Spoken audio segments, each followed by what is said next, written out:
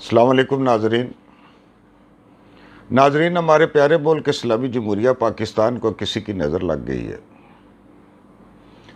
آئے دن کچھ ایسے اخلاقی جرائم، ایسے گھناونے جرائم سننے کو مل رہے ہیں کہ روح کانپ جاتی ہے، رات کو سونا مشکل ہو جاتا ہے۔ یہ جرائم آئے دن ایسے ہو رہے ہیں کہ ان کے اوپر بات کرنا بھی بڑا عجیب لگتا ہے۔ کیسے ہم بات کریں، لیکن کبوتر کی طرح آنکھیں بند کرنے سے بھی کچھ نہیں ہوگا۔ آخر سوچنا پڑے گا کہ یہ سارا کچھ کیوں ہو رہا ہے۔ یہ موٹر وے والا واقعہ ہو یا مروا والا واقعہ ہو کراچی میں، یا زینب کا واقعہ ہو بچی کا، اور بہت سارے ایسے واقعات آئے دن تواتر کے ساتھ جو آ رہے ہیں، آخر یہ کیوں ہو رہا ہے؟ ایسی کیا وجہ ہے؟ ابھی ناظرین آپ نے سنا ہوگا کہ کہہ رہے ہیں کہ جی پھانسی لٹکایا جائے اور سرے عام پھانسی دی جائے، یا بندوں کو معذور کر دیا جائے، کچھ اس طرح کی باتیں ہو رہی ہیں۔ یہ سب باتیں اپنی جگہ صحیح ہے۔ ہم میں سے ہر بندہ بڑھ چڑھ کے یہ بات کہہ رہا ہے کہ جی ان کو سرے عام لٹکا دو، ٹھیک ہے، ان کو گھناونے جرم والے بندے کو ایسی عبرتناک شکست بنا دو کہ لوگوں کو پتہ چل جائے۔ یہ باتیں اپنی جگہ صحیح ہیں۔ یہ ہم اس لیے بھی کر رہے ہیں کہ ہم اس سے اپنے آپ کو بچا رہے ہیں۔ میں جو بات کرتا ہوں کہ اس کو سرے عام پھانسی لٹکا دو، تو ہم بہت سارے بندے جیسے میں بیٹھا ہوں، ایسے بیٹھ کے ہم یہ کہتے ہیں کہ ہم تو بالکل نیک پاک ہیں اور باقی لوگ جو ہیں یہ اس طرح ہیں اور ان کو یہ سزا دو۔ آخر یہ جرائم کیوں ہوئے؟ اس کی وجوہات کیا بنی؟ ناظرین ہم سب نے ایک واقعہ سنا ہوگا، میرے پاس اس کا کوئی ریفرنس نہیں ہے، لیکن یہ سنی سنائی بات ہے، آپ نے بھی سنا ہوگا، میں نے بھی سنا ہوگا کہ اللہ جل جلالہ نے جبرائیل علیہ السلام کو کہا کہ جاؤ فلانی بستی تباہ کر دو۔ تو جبرائیل علیہ السلام جو ہے، فرشتے تو آرڈر کے پابند ہوتے ہیں، وہ سوال تو نہیں کر سکتے۔ تو انہوں نے کہا کہ وہ جو فلاں بڑے بڑے عالم ہیں ان کو بھی، تو اللہ پاک نے کہا ان کو پہلے، کہ وہ بھی اس میں شامل ہے، اگر وہ اپنا کردار ادا کر رہا ہوتا تو یہاں پہ یہ چیز نہ ہو رہی ہوتی۔ ہم یہ بات تو کر رہے ہیں کہ ان کو معذور کر دیں، ان کو پھانسی کے اوپر لٹکا دیں، لیکن ہم سب اس میں قصوروار ہیں۔ ہمارا استاد قصوروار ہے، ہماری ماں قصوروار ہے، ہمارا باپ قصوروار ہے، ہمارا ممبر قصوروار ہے، ہماری مسجد قصوروار ہے، ہمارا مدرسہ قصوروار ہے۔ کیسے ہم کہہ سکتے ہیں؟ ہم یہاں پہ بیٹھ کے کہہ دیتے ہیں جی مصری ایسے ہوتے ہیں، جی فلاں ایسے ہوتے ہیں۔ اب جب یہ ساری باتیں پوری دنیا میں جائیں گی تو اس میں جب یہ ساری دنیا والے سنیں گے تو اس میں کہیں گے یہ پاکستانی ہے، یہ اس طرح کے گناونے جرائم کرتے ہیں، اس میں بھی شامل ہوں گا، آپ بھی شامل ہوں گے، ہم سب شامل ہوں گے۔ تو اس کی وجہ کیا بنی؟ ٹھیک ہے حکومت قصوروار ہے، مان لیا، اتنی قصوروار نہیں ہے۔ پولیس والے قصوروار ہیں، اتنے قصوروار نہیں ہیں، آخر انہوں نے مجرم پکڑے نا، ٹھیک ہے۔ عدلیہ قصوروار ہے، نہیں اتنی قصوروار نہیں ہے، آخر انہوں نے پھانسی لگایا نا زینب کے قاتل کو، یا جو کچھ بھی ہے۔ قصوروار سارے کا سارا ہے۔ ناظرین ہم جتنے بھی لوگ تھے، ہماری جو پہلی ایجوکیشن تھی وہ ہماری ماں کی، ہماری دادی، ہماری نانی کی رضائی تھی، ان کی گود تھی، جس میں ہم سب بیٹھتے تھے، ہم کہتے تھے نانی کہانی سناؤ، دادی کہانی سناؤ، اماں کہانی سناؤ، اور وہ ہمیں ایک کہانی سناتی تھی جس کے آخر میں وہ یہ سبق دیتی تھی کہ اگر ایسے کرو گے تو ایسا ہو جائے گا۔ اب کیا ہو رہا ہے؟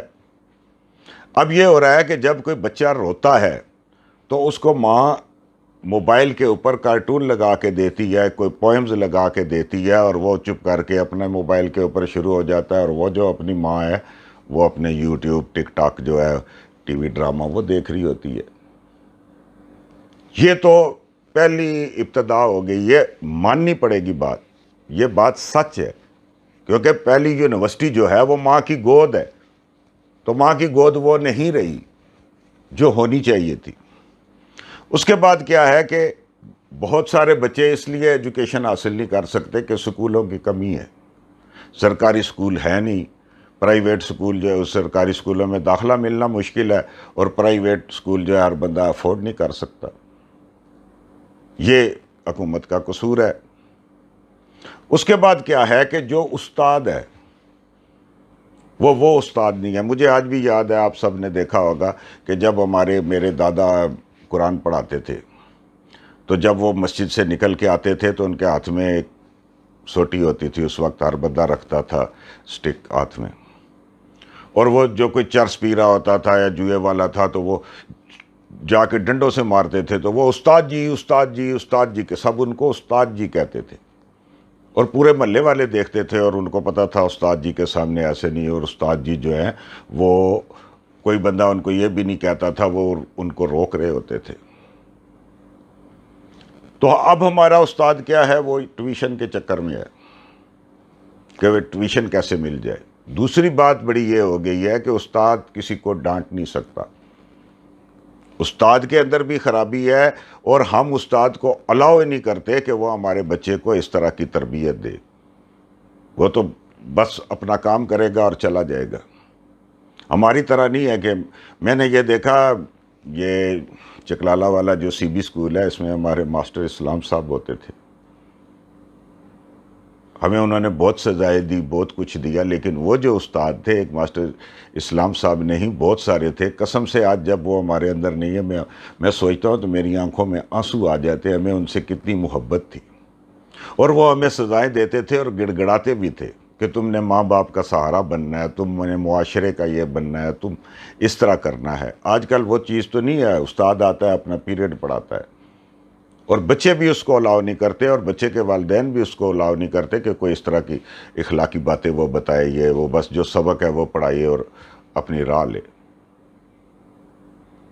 اس کے بعد کیا ہو گیا کہ جو آپ کا دوسرا استاد ہے، جس سے آپ قرآن سیکھتے ہو، جس پہ آپ مدرسے میں جاتے ہو، جب آپ مسجد میں جاتے ہو، تو وہ فرقہ واریت بتا رہا ہے، وہ کوئی اور اس طرف آتا ہی نہیں ہے، وہ صرف یہ بتا رہا ہے کہ یہ جی صحابہ کرام کا یہ مسئلہ ہے، یہ فلاں صحابی افضل ہیں، فلاں صحابی افضل نہیں ہیں، یہ فلاں فرقہ ہے، یہ فلاں فرقہ ہے، یہ درود شریف نہیں پڑھتا، یہ نہیں کرتا، یہ شیعہ ہے، یہ سنی ہے، بریلوی ہے، دیوبند ہے، اہل حدیث ہے، پتہ نہیں کیا کیا، اور ہر ایک نے اپنی 1.5 انچ کی علیحدہ مسجد بنائی ہوئی ہے، وہ بھی کام نہیں ہو رہا، تو معاشرہ کیسے سنورے گا؟ ناظرین، ہم اتنے کچھ ہونے کے باوجود ایک لفظ کہتے ہیں، ہم زندہ قوم ہیں۔ کیا ہم زندہ قوم ہیں؟ اگر ہم زندہ قوم ہوں تو ایسی چیزیں تو نہ ہوں، ہم پائندہ قوم ہیں۔ بہت سارے لوگ یہ کہتے ہیں، آپ کسی بات کو یہ کہو نا کہ یار لائن میں لگ جاؤ، تو کہتے ہو جی پاکستان ہے، تھے کون لائن چ لگتا نہیں، یار یہ بند اشارہ ہے، اس پہ آپ گزارے ہو، یار پاکستان ہے سارا چلتا ہے۔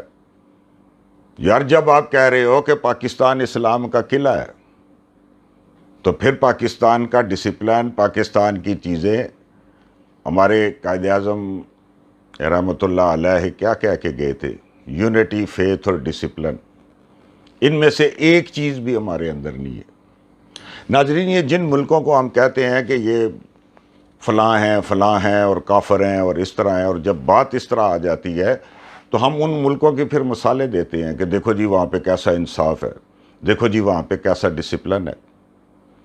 ایک صحافی تھے، یہ جنگ اخبار میں بھی لکھتے تھے اور اخباروں میں بھی، عبد القادر حسن، میں نے ان کا ایک کالم پڑھا 90 کی دہائی میں، جو انہوں نے لندن کے بارے میں لکھا تھا۔ انہوں نے 2-4 مثالیں دی کہ میں جنرل اسٹور کے اوپر گیا، میں نے یہ چیز خریدی، اس کے بعد پھر میں اس کو واپس کرنے گیا، جو کچھ ہوا، جو کچھ انہوں نے وہ چیزیں بتائی تھی۔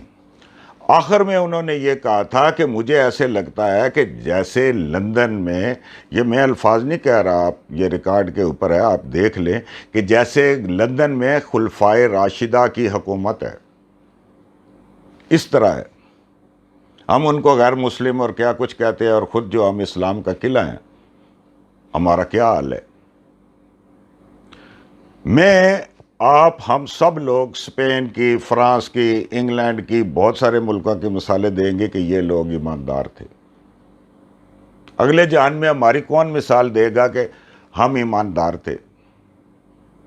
ایک مثال میں آپ کو دیتا ہوں، یہ ایک ڈبہ ہے آلیو آئل کا، زیتون کے تیل کا ایک ڈبہ ہے۔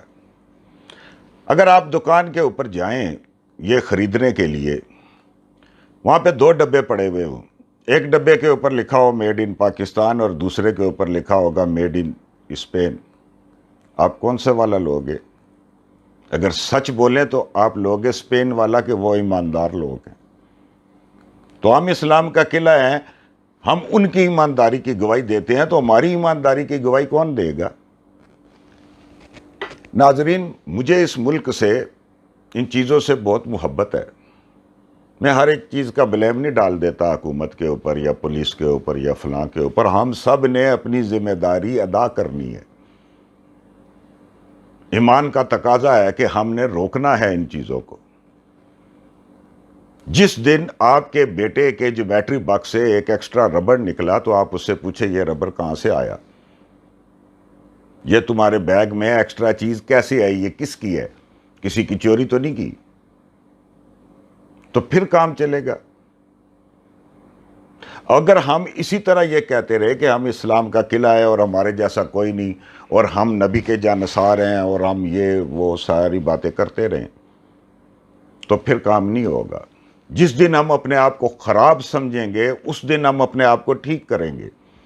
ایک آدمی کہے جی میری گاڑی تو 0 میٹر ہے، اس میں کوئی پرابلم ہی نہیں ہے، تو وہ کس لیے مستری کے پاس جائے گا، جا کے اس کے ٹائر کھلوائے گا، انجن بدلوائے گا؟